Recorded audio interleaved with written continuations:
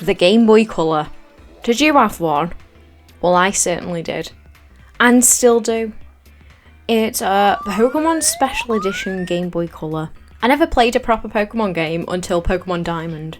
Prior to that, my obsession with Pokemon came from playing Pokemon Snap, Pokemon Puzzle League, and watching weekly episodes on SMTV Live. So now I've got my grubby little mitts on a Pokemon Game Boy Color on some sort of birthday that I remember really clearly. What game would you assume one would gift with a Pokemon Game Boy Color? F1 Championship 2000, of course. Recently, I've been pondering about those 5 Game Boy Color games I had growing up.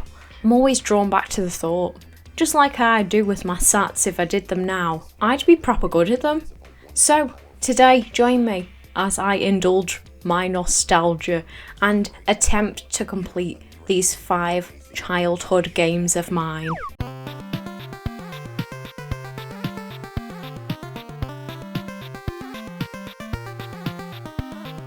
Most people know what a Game Boy is, unless you're a child.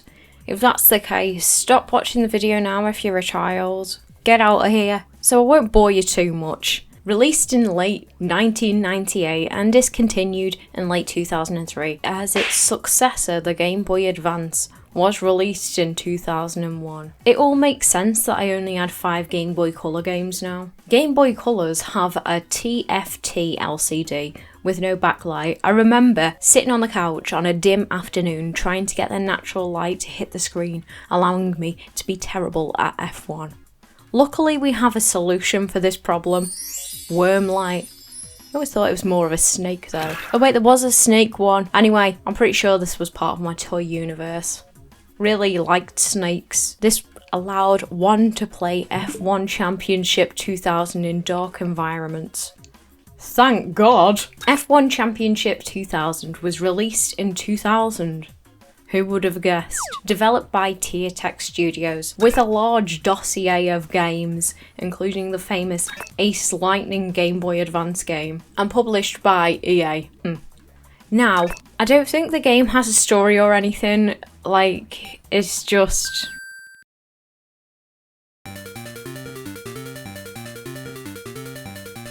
Oh wait, this is the wrong game.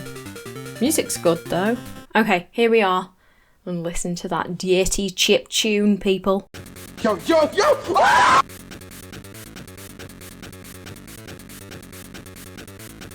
I love the pixelated video at the start. Everyone, gather around.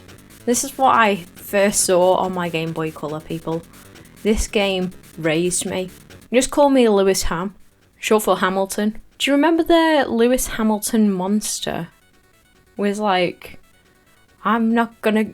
Wait, I can't think of Hamilton off the top of my head. I'm not giving up on my shot. I'm not giving away on my shot. I'm not giving up on my shot. I'm not giving up on my shot. I am young, handsome, and noble. I am not giving up on my shot. Yeah, the Lewis Hamilton monster. It was for Hamilton, the musical. We can choose our driver. I choose Red Bull. Yummy. We're in Melbourne. It's March 12th. And it's sunny, so I think I should have chose to do a pit stop, because if you're not, you're only getting half the story.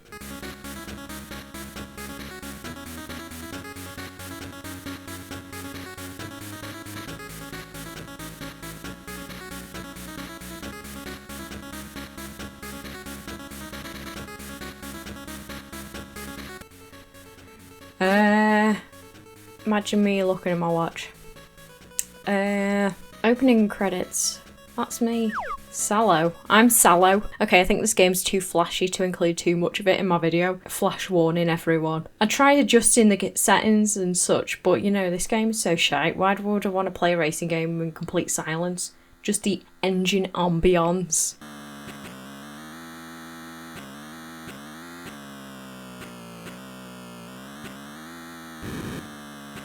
I finished in 20 seconds, guys. Make sure to write this password down if you want to continue my game. I've decided to race in Silverstone. Are we going McLaren because my mate likes McLaren, whatever McLaren is? Now we have it. We have come 18th because the other 4 did not finish. I am a gamer.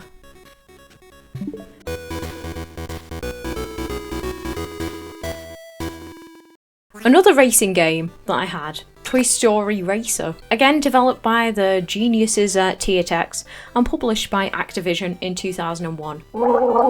Based on the Toy Story franchise, the game includes 2 modes, Tournament and Quick Race.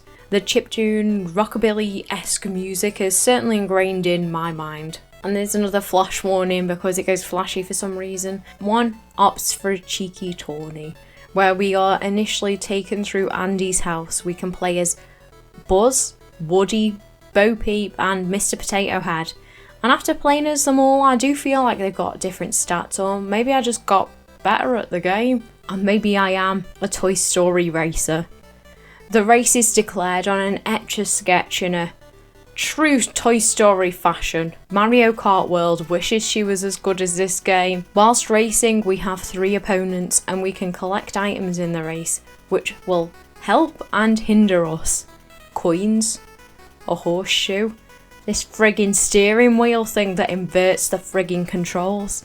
And guys, don't forget this password because it's party time, baby. The rounds are more of the same thing, but watching it back, going up the stairs is kind of impressive in like a graphical way. But once again, I come first, progressing onto the Pizza Planet stage, which I find the most memorable. Maybe because I was like, Mum, get us to that level, will you, for us, love, so I can play it. I'm slightly taken aback by this ominous cross over Woody's face. Someone write a creepypasta about this, eh? This level is so cool though. And we're racing against the aliens too. It's a shame they're not playable. The snails and tyres are causing me so much aggro on this level, resulting in me finishing in 3rd place. SMH. But look at Woody's little hands twisting the knobs. How cute. Wonder if his face is still crossed out. Back at Pizza Planet again, we can buy back Woody with our money. And look, he's still smiling. Bless him. This alien's pissing me off though. But look at that. Perfect race. And we're at Pizza Planet again. Pepperoni Extreme this time. All the aliens are here. What do they say? They say ooh, don't they? Ooh. And what's that Toy Story song? What can I say except you're welcome? Anyway, these aliens are still pissing me off. Ooh, off innit? I don't know what's going on with my in-game dashboard. There we go. Yet another perfect race. Now we're in the final area. Street racing. Tarmac trouble. There's a toy soldier here. Peter, the horse is here. What's he doing here? Like, we want the pig or the dinosaur? Like, what's the army doing at Comic-Con, eh? Anyway, this level. Friggin' snail bastard.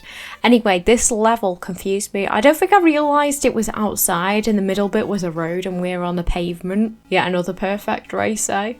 Racing 3 toy soldiers this time. It's that Toy Soldiers song, isn't it? Do you remember the, like, chavvy one? It's like, hand in hand, heart in heart.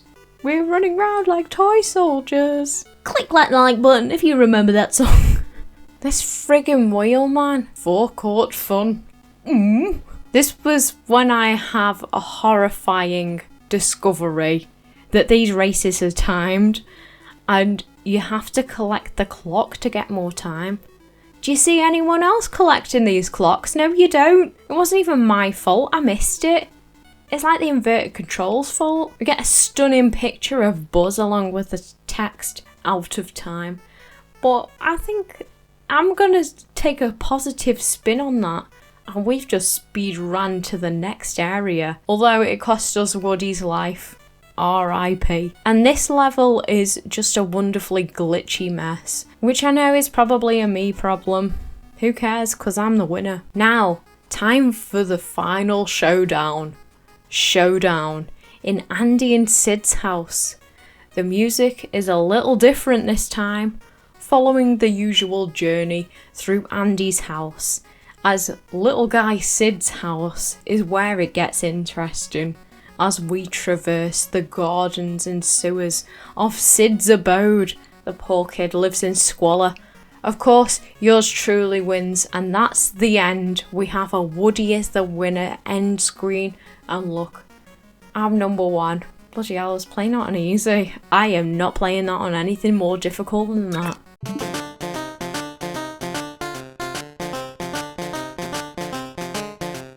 Wait, did you ask for more Toy Story? Developed by Traveller's Tales and published by Activision in 2000.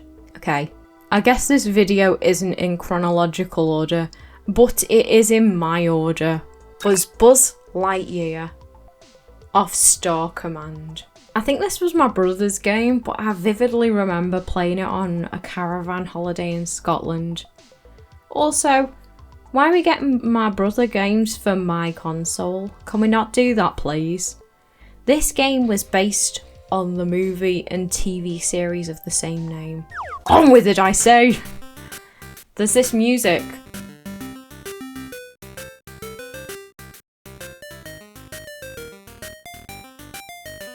Doom, doom, boom, boom, boom, boom, boom. Boom, boom, boom, boom, boom, boom, boom, boom, boom, boom, boom. Level 1, Joe Ad. Oh, a kind of cutscene. Look at this man too. He looks like some man I'm thinking of, but I can't remember who he is, so you'll just have to take my word for it. He looks like this man in my head. Bloody hell, he's typing too slow. Oh wait, now he's going too fast. Okay, Lightyear. Here are the basics. Get to the end of the level. So, you know we're in a game, do you? Use the coins to buy weapons and vehicles to help you. Collect XR's parts as you go. And don't forget to use the right coloured weapon at the end of the level. Lightyear, a farmer from Joad, has just called in a 911. Stop by and check it out. Look at this goofy jump. This is the main thing I remember as well. But you know what? It might have been helpful for me to leave that initial speed because I didn't realise it was a timed race. Why are all these games like a racing kind of one? But I was killing every enemy, collecting every coin and weapon, not realising the man had escaped until the music stopped. And this weird bleeping began. Not the bleep test, mother! Not the bleep test! And look at this silly lose screen. Now opting to just run to the finish line before the other bloke. What time do you call this, love? I boss battle him. And look at him. Big gammon energy there. Our congratulations screen is giving a I wanna live like common people type beat.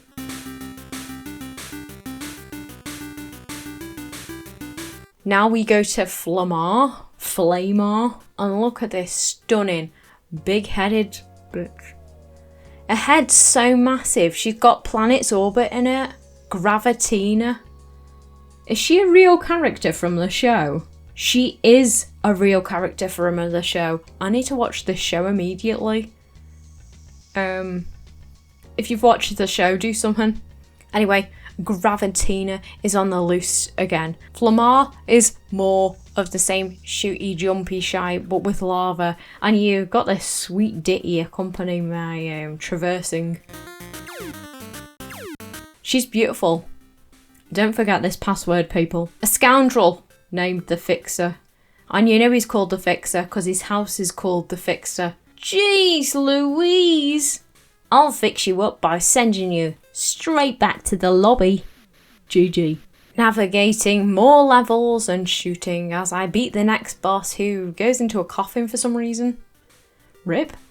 Now a Birdman in this place. I don't even know where I am anymore, but I like the colours, which is great because it's a Game Boy colour. I make it to the goal before him. I'm waiting. I'm tapping my space boot and looking at my Apple Watch. I'm like, and I think this is when I realised you've got to use different colours on the enemies, really utilising this colour feature. Because it's a Game Boy Colour and all, innit? Beam me up, Scotty, innit?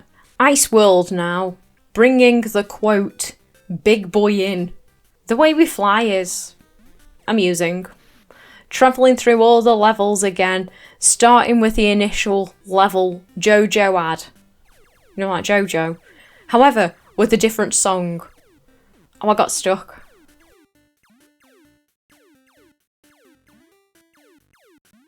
Look, he's doing 67. What do you say we bring this madman in once for all? Oh, I'm stuck. Get me out of here, right? Took me until almost the end of the game to realise that you can change your weapon with the select button. Well, this level's different. There's all these gaps. And a FNAF boss. Oh, he's a man. It looks like a Horrible Histories character. Marl. After more of the same old shite. Buzz, ready for the big time. We finally got a lock on Zurg's home planet. Time to take out the trash. Oh yes, my favourite planet in the solar system, Planet 2. After navigating our way through the level, we battle him using all the bullets under the sun. Buzz is like emoting or wanking. Enough of that shite. We get our little congrats screen and the credits begin to roll. Look, they've all got their own little avatars. And did they have to make little Bev Bush so gifted in the breast department? Guys, I think Bev has boobs. David Postlethwaite.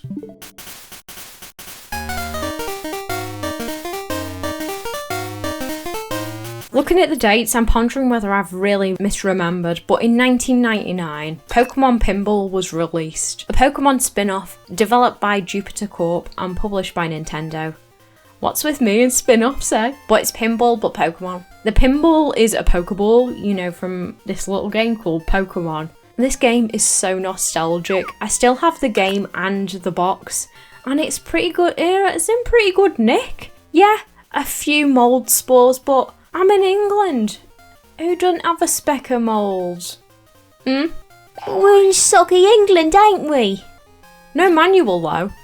I just remember my mum was so good at this game. I was hoping to turn on my Game Boy Advance to see my mum's name, you know, Mum, plastered all over the pages of the high score screens.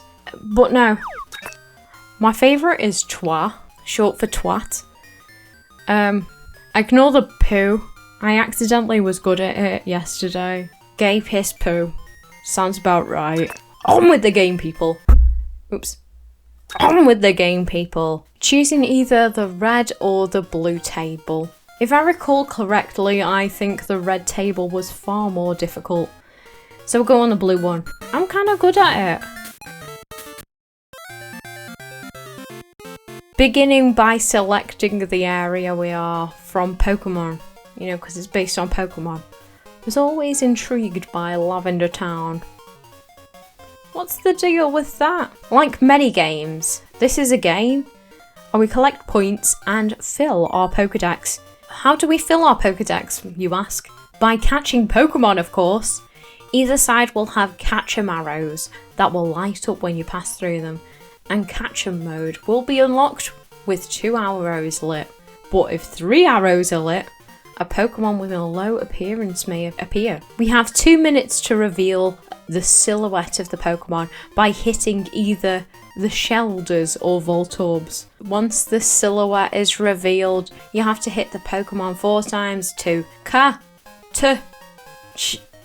catch the Pokemon, as it were. The same is similar to the evolution mode, but this time with the 3 evolution arrows lit. Ditto will reveal the cave, where you're going to Slowpoke's gob. We can evolve a Pokemon, which I find considerably more difficult, as I am quite shy at this game. So we've got 2 minutes to evolve this bastard Pokemon. We must hit some place on the table, and the prize that's hidden that will be revealed is an evolution item. Sometimes you hit an arrow and it won't work and the Pokemon's too tired. Lazy twat. Get a job in it. Eh? Once you've collected 3 items, a hole will open in the middle of the field and we evolve said Pokemon. Most of the time, I fall down and lose the game and the Pokemon. Every time you catch a Pokemon, a little Pokeball will appear under the area you're in. And you get 2 Pokeballs when you evolve a Pokemon. Once you've got 3 Pokeballs, you know what that means? A bonus stage. There are 5 bonus stages in total. On the blue table, there's a Meowth stage where we have to whack that bastard cat. So he drops the coins and we collect them. And it fills the top of the screen with the coins, which is kind of bad. But also the cat, what you're doing is tormenting me. The seal stage is the next. After collecting another 3 Pokeballs, you unlock this stage, which is the same shite but different smell. We're whacking these cute seals instead of a cat bastard. On the red field, we begin with a Diglett stage. No time limit, but we must hit all the Diglets to reveal a Doug trio that we must also hit. They remind me of baked beans, but I hate this stage. I hate it. I accidentally got it while I was playing on my Game Boy Advance. And I was like, oh, I'm sure if you fall down you can never play it again. But I cleared the stage, no problem. But can I do it now? Of course I fucking can't. I'll keep playing it, but maybe I can show you this Gengar level that's next. Apparently when you hit all the Ghastly, a Haunter will appear. And once you've hit all the Haunters, a Gengar will appear. Who knows? I'll show you if I do it. So the Gengar level is weird. It left me at the end being like, did I do it? Did I actually do it?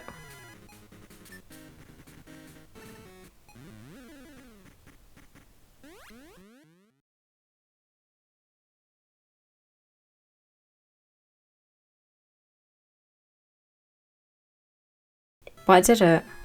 Also, look at proof I beat the Diglett stage.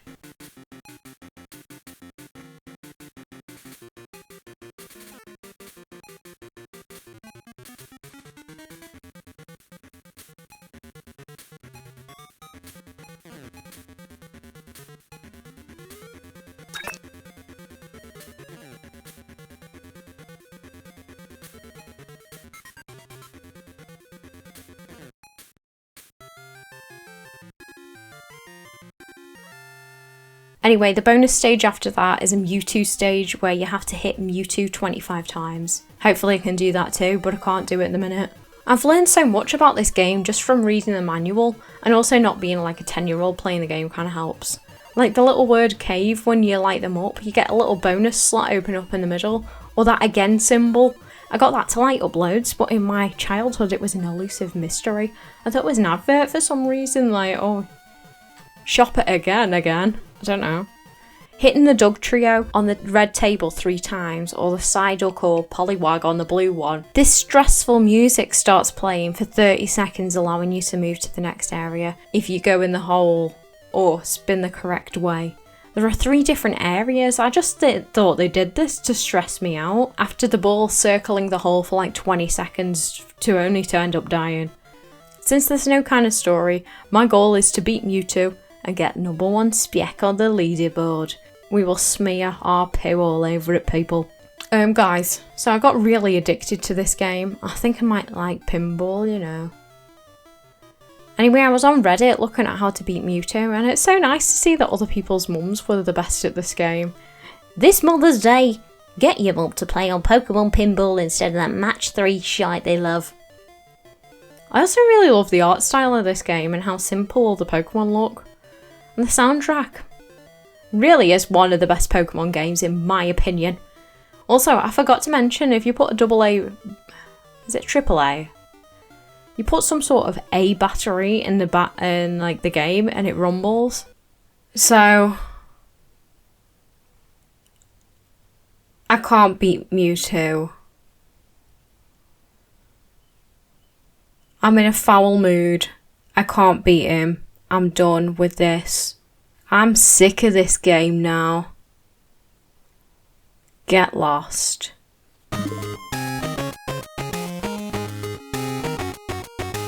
So we managed to get through the past 4 games. The final game in my dossier of Game Boy Color games is Croc 2, developed by Natsumi Co., now known as Natsumi Atari, developers of many Game Boy, NES and SNES games, and published by THQ. A sequel to the first Croc. I haven't played that for Game Boy Color, but I did play the re-release last year, and I have some thoughts. I also attempted to play Croc 2 for the, console. I abandoned it. I think when I saw that the game had a shop, I was like, But the Game Boy Color game, I remember fondly. My whole family played it. And when we played it just this week, I was actually so amazed that there's more than just one level. I guess the password is just in a place, hidden away in the shop, that we probably didn't even realise you didn't have to keep constantly playing it from the beginning. It's a platformer with a faux 3D top-down perspective, which really does give you some frustrating moments. Enough of that. On with the game! Wait, let us first read this manual. A baby crocodile was found by the friendly gobbos, cute little furballs who inhabit Gobbo Island. Rufus, king of the gobbos, adopted the foundling and with the help of the rest of the tribe, raised him, teaching him the ways of the gobbos. All was well until one day the evil magician Baron Dante arrived in the valley where the gobbos lived. Dante was a miserable magician who took great pleasure in inflicting pain and suffering on others. Sickened by the happy gobbos, he and his rampaging Dantini swept into the Gobbo Valley, capturing the gobbos. King Rufus was taken by Dante himself and kept in a cage in his Tower of Terror. Croc managed to avoid capture, but was left all alone. He knew he had to try and help the gobbos any way that he could. He must save the king from Baron Dante. After many adventures, Croc succeeded in freeing the gobbos, defeating the Baron and saving King Rufus. Everything was back to normal in Gobbo Valley, and young Croc was everyone's hero. With Dante gone, Croc and the gobbos resumed their lives of playing and having fun. But in the meantime, not too far away, evil Dantinis plot the return of Baron Dante. Fortunately, an unlucky inventor gobbo is captured when he witnesses Dante's return, and now Croc is back. One day, while Croc was playing on the beach, Croc found a bottle at his feet. He picked it up and inside, a message with a baby crocodile footprint was on it. The message explained that the senders were looking for their long-lost son.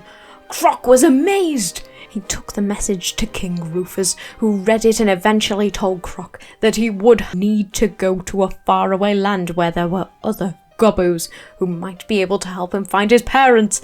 With that, all the gobbos help make a jetpack to send Croc all the way to the distant mainland, where his search and adventures begin.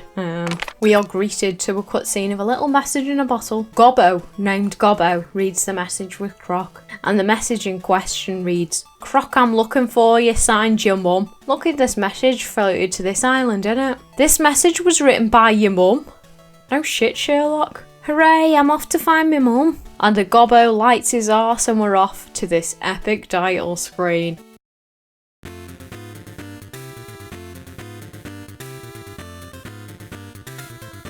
After crash landing in Sailor Village, one starts our adventure by helping this caged gobbo. I'm sure if you ran in a circle it made it go faster. I love this music and Croc is so cute. That's not fair. A big crow stole my sandwich and now I'm hungry. I'll find that crow and get your sandwich back. Oh, I don't remember these metal things. This bit reminds me of Undertale. Wait, I did it and Croc just says wow. Thank you, Croc. You want some? It's pickled jelly. No thanks. The final challenge of Sailor Village is to find the treasure chest stole by some Dantinis. Don't worry, my friend, I'll find them, so you won't get in trouble. A sign reads, "The laughing sun and angry moon will lead you to the treasure." What could that possibly mean? Well, I'm sorry, little gobbo, but you might be getting in trouble because I don't even know what the hell I'm doing. Oh, I'm attempting to jump the chasm. I treat myself to a jump jelly. They always look so cool and delicious to me. I feel like they looked more transparent on the actual Game Boy, but it's all good to me. Jelly's a jelly. At this point, I'm still trying to figure out how to do the fast run in order to jump the chasm. Phew, at least you're still able to keep your jelly in the afterlife. I use my jump jelly and get a crystal. I'm dead happy in it. But still, how do I jump the chasm? I know I'm saying chasm wrong. I'm doing it on purpose. If you are a Limmy mega fan like I am, you would have listened to the audiobook. I'm sure it was in there. But I'm one of those people who forget things as soon as it's done. So, yeah, I'm not just a pretty face. I know things are said like that. I know you need to be fast, but how does one activate the fast? So I looked up a walkthrough, Thank you, Game Facts. Thank you, Mohammed Khalil, aka Bad Boy. All we have to do is double tap the direction we want to go to activate it. Why didn't they tell me? Oh, they do. In the manual. Family, why didn't we read this?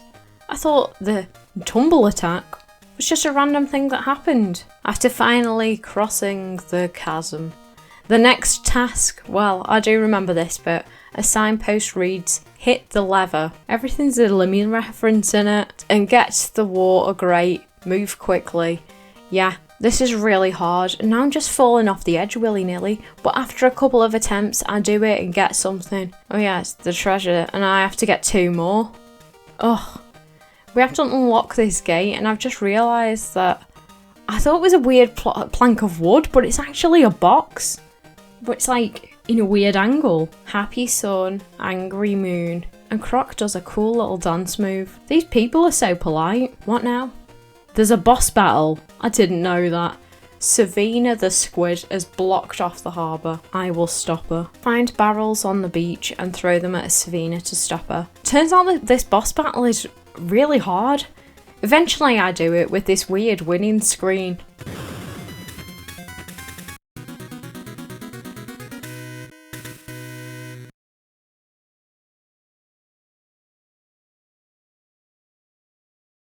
The Gobbo thanks Croc. You're welcome. Have you seen another crocodile like me? No, but maybe they do in Cossack Village. John Cusack. Passed from pillar to post, eh? Story of my life. I used the crystal ball in this creature's shop. Swap Meat Pete's shop. Is his name Swap? Middle name Meat? Like the Robinsons. I didn't realise the transportation is instant. Swap claims, Croc never go anywhere. John Cusack Village is an ice level. Oh, I do love me an ice level. And absolutely love the music in this level. What I don't love is this memory game. It felt too fast and now I know the pattern off by heart. What does it open? Who the hell knows? And after all that, I fall off the bloody edge. After enduring the hellish platforming again and again, I'm falling off because the perspective is confusing me. I just opt for the next area where I meet my demise once again. So we'll go to the next area and the game just crashes. They just don't want me to complete this game, do they? They don't want me to heal my inner child, do they? I find a password on, on the internet for my John Cusack Village. I like the password page music, but why'd they make these passwords so bloody long? Like, it was only 4, pictures in the other one, wasn't it? This one's like BMW 123. I need a wee wee and a poopy. Yeah.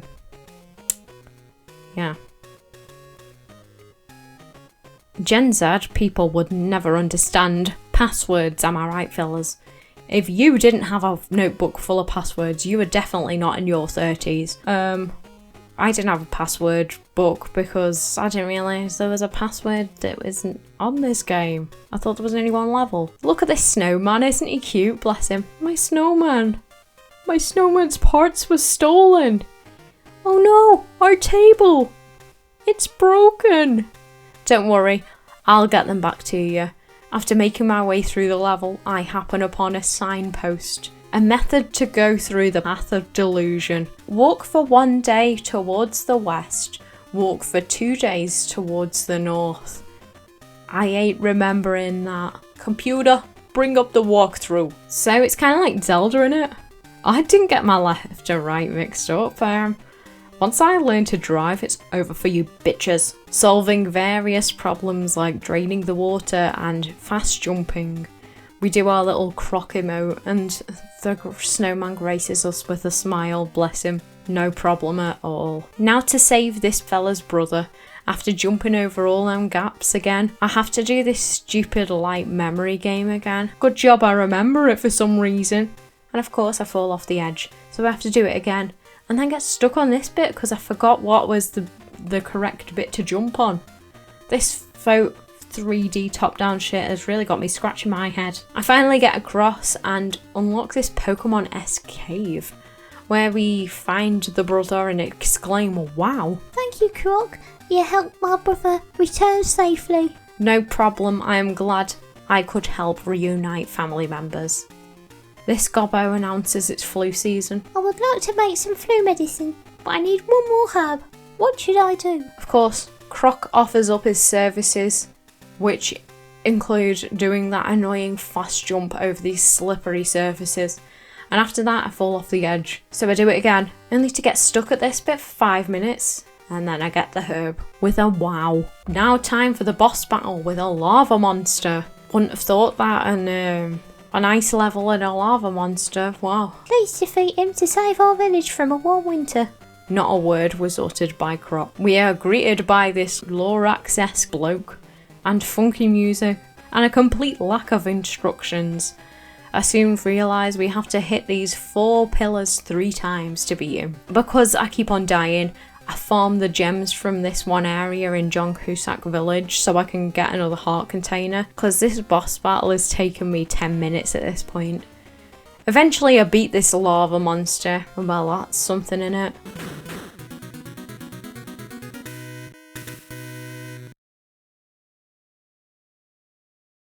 No problem at all.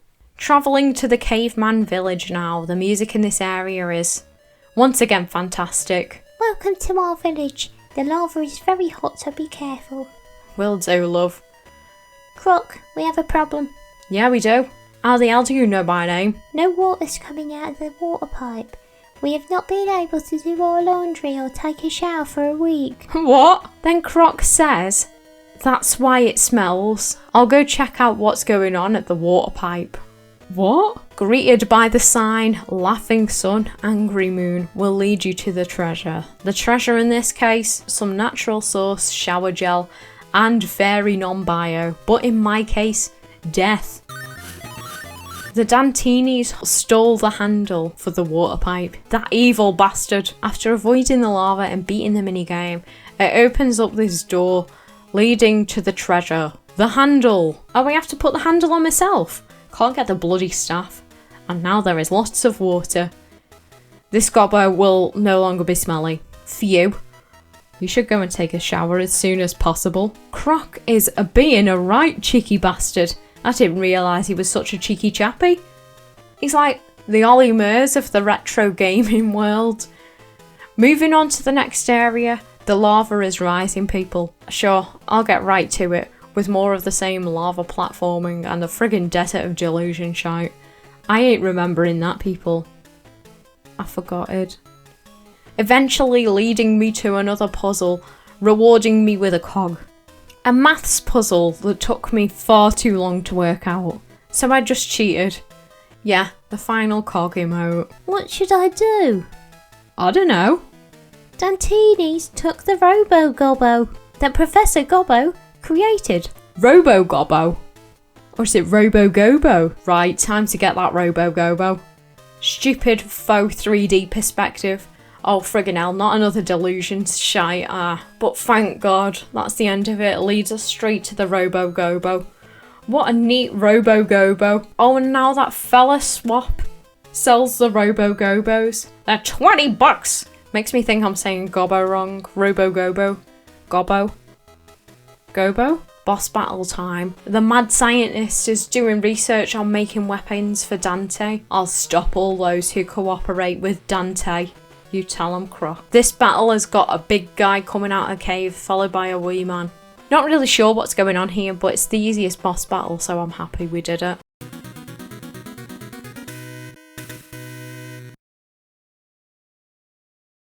Croc, Dantini's went to tell Dante you defeated the mad scientist. Snitches get stitches, innit? You should go to the Inca village as soon as possible. And off I go. Croc never go anywhere. This music is beautiful. But then, I'm greeted by this bastard. Who are you? Croc? Croc, nobody in this town will welcome you. What? That's not a very nice thing to say.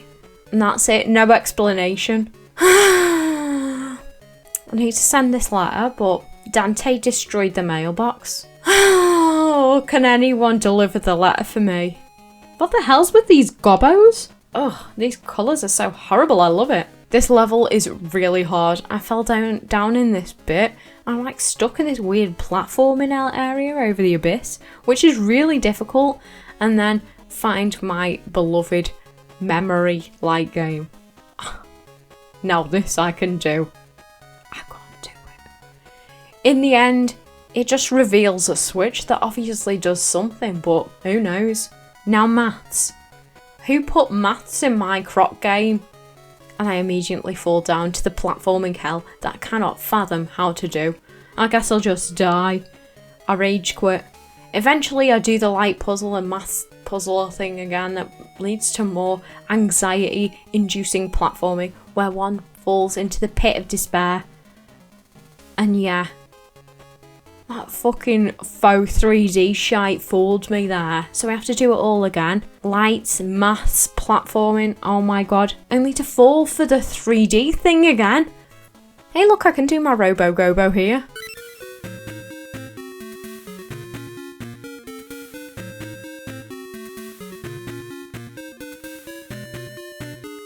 Oop. Finally, what was the goal? This Gobbo's letter. A letter? I don't care about that now. All that frigging time down the drain, but now I've been roped into saving the bloody grandpa. Then the Gobbo at the front's all pissy with me. Huh?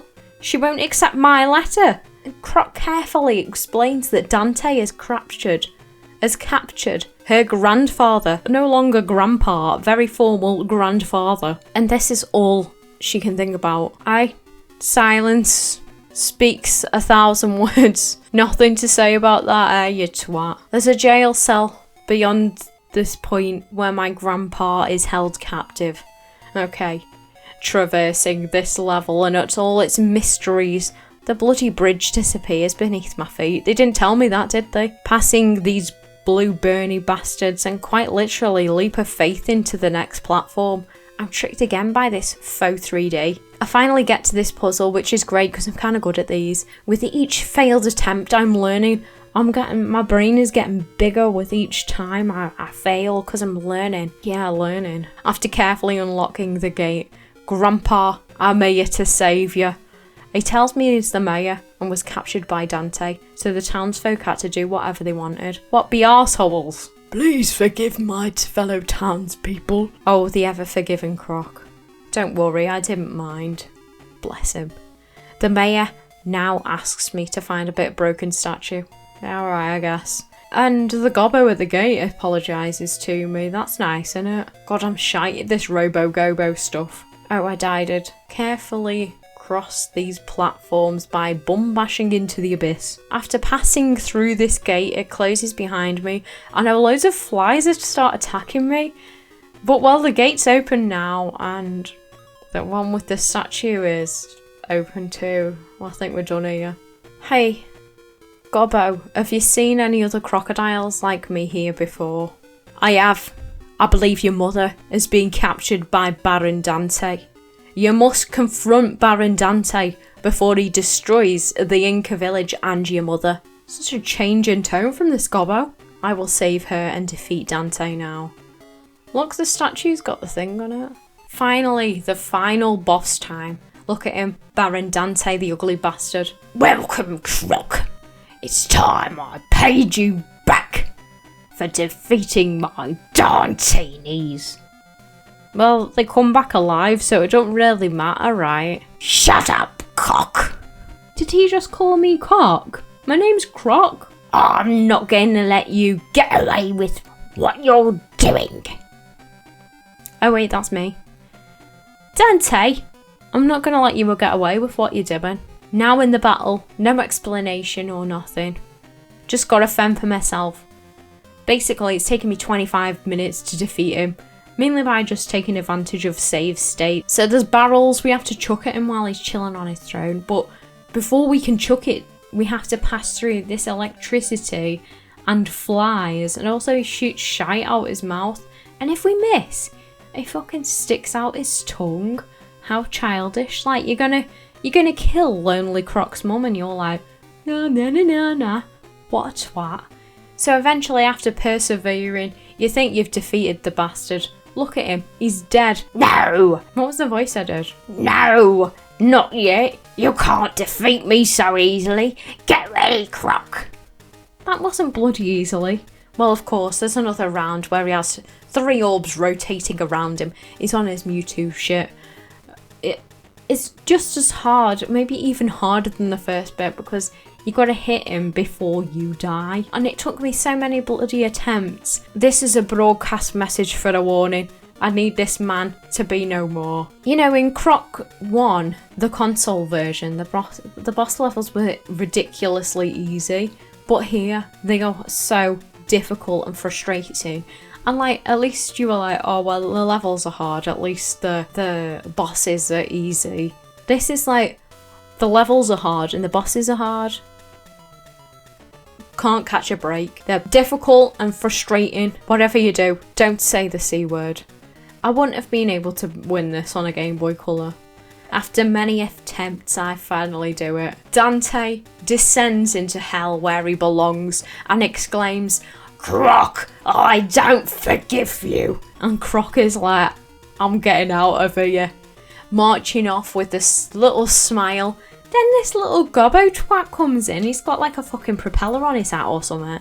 And he's like, You can't defeat Dante unless you've collected all of the golden gobbles. no, I'm not doing that. And the credits begin to roll. Thank God. So, no, we haven't got Croc Mum. No Croc Madame. Guys, this is the password if you want to get all the golden gobbos. Want to complete it for us? Go ahead. Done.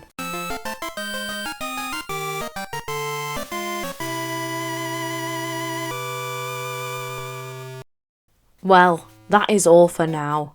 Thank you for watching. Thank you, community members. And a special thank you to Pooh's people. We have indeed smeared Pooh all over the leaderboard.